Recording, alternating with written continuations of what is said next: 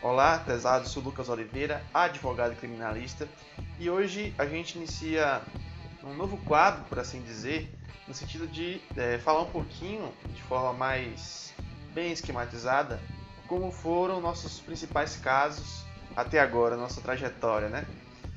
Os casos que mais fizeram a gente ficar emocionados, que mais deram trabalho mesmo, que a gente olhou para trás e viu que valeu a pena a advocacia, valeu a pena os 5 anos de faculdade, todos os livros lidos, todos os cursos realizados.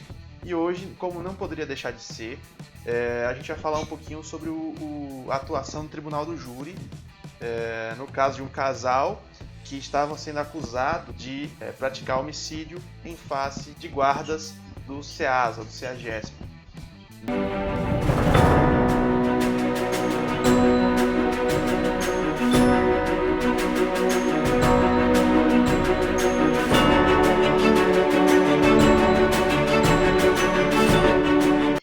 Esse caso para a gente foi muito marcante porque foi nossa primeira vitória no júri e nossa primeira vitória e nossa primeira atuação no júri também. E a gente conseguiu, contra todos e contra tudo, a absolvição dos réus, tá? Como a gente previa. A gente conseguiu uma resposta muito boa dos jurados, no sentido de que eles prestassem atenção no que estava debatido, no sentido das perguntas também. Bem, para resumir a história, começou assim. A gente estava esperando, trabalhando no nosso escritório, quando toca nosso telefone, a gente atende, e a esposa, né, a mulher, vamos ilustrar aqui que é Dona Maura, né, vamos colocar o nome fictício, Dona Maura, liga pra gente falando que ela estava sendo acusada de um homicídio em face de guardas do CEAGESP. A gente marcou esse encontro, Dona Maura e seu Paulo, né? A gente conversou por longas horas sobre o caso, eles me contaram que a dinâmica aconteceu da seguinte forma, que os filhos dele estavam lá ajudando eles, o filho mais velho, que à época tinha 14 anos, e que, de repente, ele pediu para que o filho fosse levar umas caixas que ele tinha alugado, né? O menino levou as caixas, por enquanto o seu Paulo fazia os outros serviços lá cotidianos dele. Nesse sentido, o menino foi até a localidade destinada às caixas, porém, quando chegou lá, foi abordado por seguranças à paisana do CEAGESP. Esses seguranças não estavam mais em atividade, estavam inclusive bebendo em um quiosque. Quando avistaram o menino negro, foram lá e abordaram o menino de forma ríspida, dizendo que ia matar o menino, que ia matar os pais do menino se ele denunciasse, se ele falasse como é que estava sendo a abordagem. Quebrou um cinto que o menino tinha muito apreço, tá? Que o pai havia o presenteado. E assim foi. O menino voltou muito triste depois de ter sofrido a abordagem de forma ríspida, de forma humilhante, voltou cabisbaixo. A mãe da criança, Dona Maura, perguntou o que tinha acontecido a esse menino. Ele não quis dizer. Ela continuou insistindo e ele informou que alguns policiais, que eles se identificaram como policiais, tinham abordado ele de forma agressiva, né? Disseram que ia matar os pais dele. E assim, Dona Maura contou para seu Paulo o que tinha acontecido, né? Da toda a dinâmica. Ele já dentro do caminhão, prestes a sair, a ir embora, resolveu ir lá verificar. Número 1, se a criança tinha colocado as caixas no devido lugar. Número 2, o que é que estava acontecendo? Se o menino tinha feito alguma coisa de errada, o que é que se passou, como foi a dinâmica dos fatos. Primeiramente, eles se dirigiram lá, a família toda, até o lugar das caixas. Assim que chegaram nas caixas, conferiram as caixas. Na volta, o menino abordado informa: pai, mãe, foi aqueles ali. Nesse momento, os dois vão até em direção a esses supostos seguranças, a paisana, que estavam extremamente exaltados, e dali começa uma discussão, né? Nesse momento, o nosso cliente, Paulo, é agredido, ele é negro, é chamado de preto safado, foram usadas palavras de muito baixo calão para ofender o Paulo, né?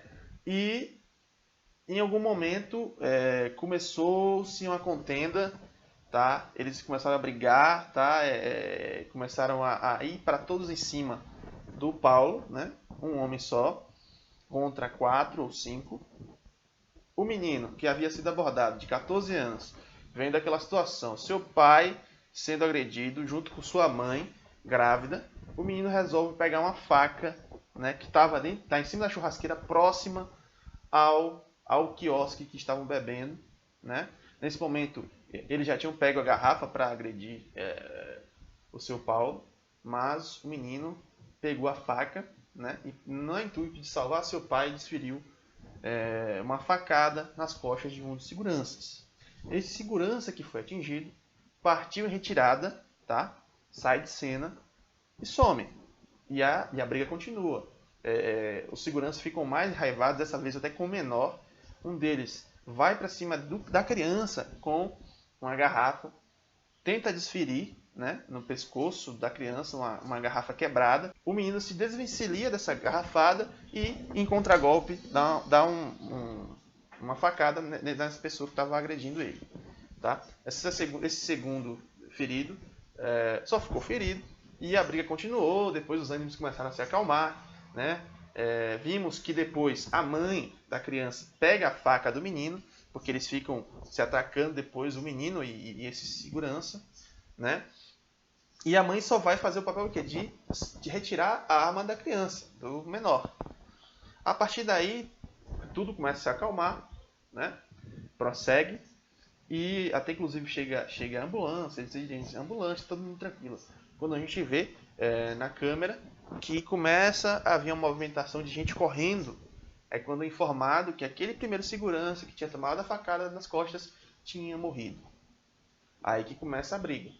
Aí toda a narrativa, todos os seguranças, todas as presentes começaram a construir uma narrativa no sentido de que o pai teria segurado para a criança dar a facada, e no sentido de que a mãe teria dado a facada que feriu um das supostas vítimas. Né? A segunda facada que quem deu foi o menor. E assim a narrativa seguiu. Nossos clientes relataram que sofreram diversas agressões físicas, principalmente os homens. Seu Paulo e seu filho sofreram muitas agressões, foram acusados, ficaram presos. Dona Maura ficou presa preventivamente 6 meses. Seu Paulo ficou 1 ano preso preventivamente. Eles tinham outro advogado na época. Foi quando primeiramente conseguiram habeas corpus no Tribunal de Justiça de Brasília para liberar primeiramente Dona Maura, que estava grávida, e depois conseguiram um habeas corpus depois de 1 ano para o STJ também, para libertar seu Paulo. Né? O processo seguiu por desentendimentos, questão de atuação. O advogado anterior saiu do caso e eles foram procurar a gente, né? E depois disso, Dona Maura procurou a gente, conseguiu encontrar, conversamos, esclarecemos como estava o processo, porque a gente já tinha tido acesso ao processo, explicamos as possibilidades, as dificuldades, sabíamos do desafio que era, porque as testemunhas que estavam arroladas, porque tem um período de 5 dias após a pronúncia, o trânsito julgado da pronúncia, que a defesa e a acusação têm para fazer as requisições diversas. Como a gente já pegou esse júri depois desse lapso, ficou muito dificultoso qualquer tipo de atuação estratégica, como mudar a disposição do plenário, afastar o Ministério Público do juiz, que isso aí tudo já impacta na visão dos jurados no mérito, né? E questão também de testemunha ocular. Não tínhamos quase nenhuma testemunha ocular, tá? Tivemos inclusive dificuldade por conta de testemunha. Com poucos elementos, porém, ela me disse que tinha umas filmagens que demorou muito tempo para sair, tá? Inclusive o outro advogado, não sei como é que se deu a dinâmica, nunca suscitou essas filmagens. E a gente, e realmente essa filmagem estava assim, analisando de forma... Se você fosse analisar de forma apressada, você nunca ia achar nada. Entendeu? Porque ela estava disponibilizada dentro de uma mídia, física, o processo era físico, e você só conseguia executar o vídeo através de um software que tinha uma linguagem, uma interface um pouco complexa, um pouco chata de lidar. Inclusive, não localizamos o momento dos fatos, porque estava tudo muito, muito pequeno. E a gente falou, olha, dona Maura, não conseguimos localizar o momento exato. Ela, doutor, vem aqui em casa que a gente pode conversar. E eu te mostro aqui na minha TV grande como foi, onde é que estava, e ilustro para você. Fica melhor para a gente conversar, para o senhor saber como é que está o andamento. A gente foi lá, dirigimos até a residência dos nossos clientes. Eles me mostraram, junto com o auxílio de um dos filhos pequenos dele, qual era o momento exato. E a gente via claramente tudo o que eu narrei. Né? O momento em que Dona Maura pega a faca, para que não houvesse mais nada de ruim. O momento em que uma das supostas vítimas ia dar garrafada na criança, e a criança se abaixa e dá um contragolpe. Então, a narrativa acusatória era muito fraca. Tá? Mas, apesar de tudo isso, o que é que a gente tinha? O Estado já estava em cima deles, ou seja, o Estado transforma uma narrativa fraca em uma narrativa forte, em face de cidadãos fracos. Foi isso que aconteceu. Os seguranças construíram sua própria narrativa, segundo eles, em conluio com outros agentes policiais, construíram uma narrativa na tentativa de ser mais forte, no sentido de que, ora, já que a criança é menor de idade, a gente vai pegar vocês. A gente vai dizer que ela tentou assassinar a vítima número 2 e que o senhor Paulo segurou premeditadamente para que seu filho vitimasse a primeira vítima. Olha que absurdo. Num lapso daquele ali, como é que eles iam planejar uma coisa dessa? Tá? É muito absurdo. Tá? Então a acusação era homicídio consumado, qualificado, bem como homicídio tentado, em face da mulher. Tá? E ainda corrupção de menores, porque foi praticado, em tese, um crime na presença de menores. Olha, aí você pensa, estava muito óbvio isso aí, né? Mas não, se você fosse deixar do jeito que estava, a gente nunca ia conseguir mostrar para os jurados qual era a dinâmica. E a gente encontrou um grande desafio, porque chegando lá, já como a gente não tinha tido aquele período de lapso para poder requerer as questões de disposição do plenário, uma série de fatores, já a organização, o Ministério Público já fica do ladinho do juiz. E o juiz, junto com o Ministério Público, formaram naquele momento um casal de acusação. Sim, pasmem, o juiz, figura que deve ser imparcial, que deve conduzir de forma mais ainda imparcial no tribunal do júri, porque não é ele que vai dar o edito condenatório, se avorou no direito de suprimir nulidades, de ficar dando uma de investigadorzinho, de acusadorzinho, quando a promotora não o fazia, subsidiariamente. Quando era para beneficiar os réus, ele ficava caladinho. Então, a gente conseguiu pegar as testemunhas de acusação no pulo. Eles não quiseram confirmar suas versões mentirosas no tribunal do júri, porque ficaram com medo, né, de todo aquele arquetipo do tribunal do júri, aquela coisa catedrática, aquela coisa teatral, todo mundo vestido de toga, com jurado. Então, no momento, eles hesitaram. Só que a promotora resolveu perguntar assim, ora, senhor fulano, a vítima número 2 que sobreviveu, você não está dizendo que não lembra de nada, mas no tal dia, na audiência tal, o senhor disse que aconteceu a dinâmica da seguinte maneira. O senhor confirma? E ele disse por óbvio que confirmava.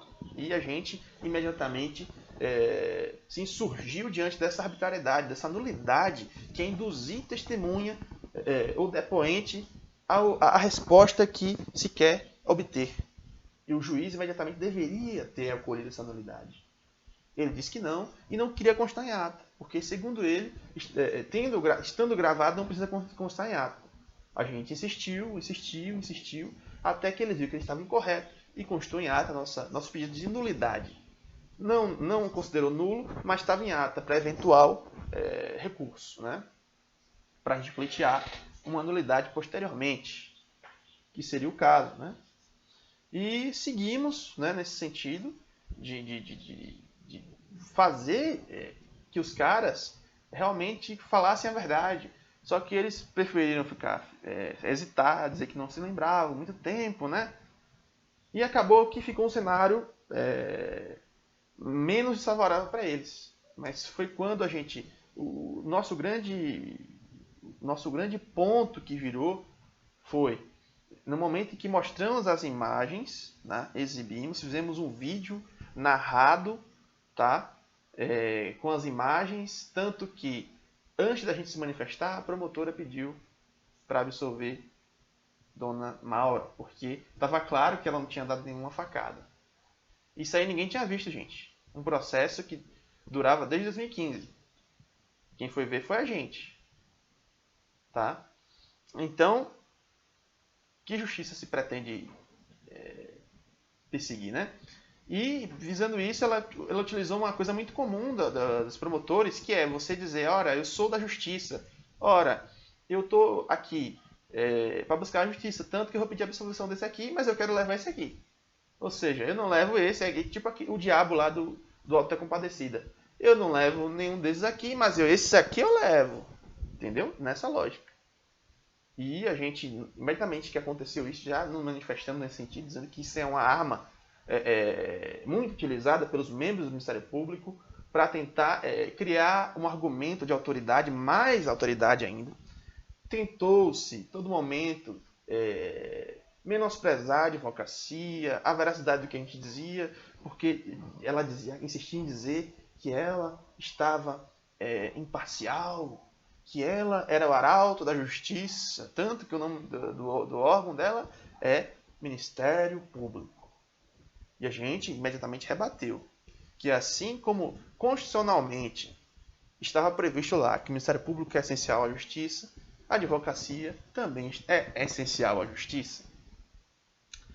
Nessa linha, a gente seguiu o debate, falamos, porque nessa linha a promotora exibiu também as imagens, tá, para dar a narrativa dela, porque ela sabia que a gente ia exibir, antes da gente falar, ela exibiu.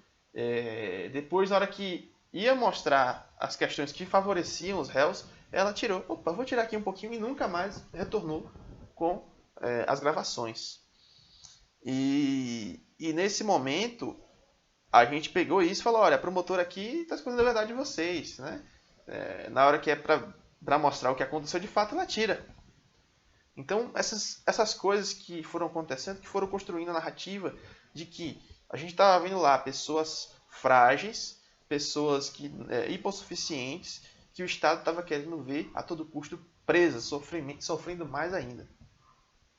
E o grande ponto assim, central, assim, que a gente mais lembra, é quando a gente, na hora do debate, pegou no ombro deles e perguntou o que o Estado quer mais com esses homens, o que quer mais com esse homem, quer mais com essa mulher.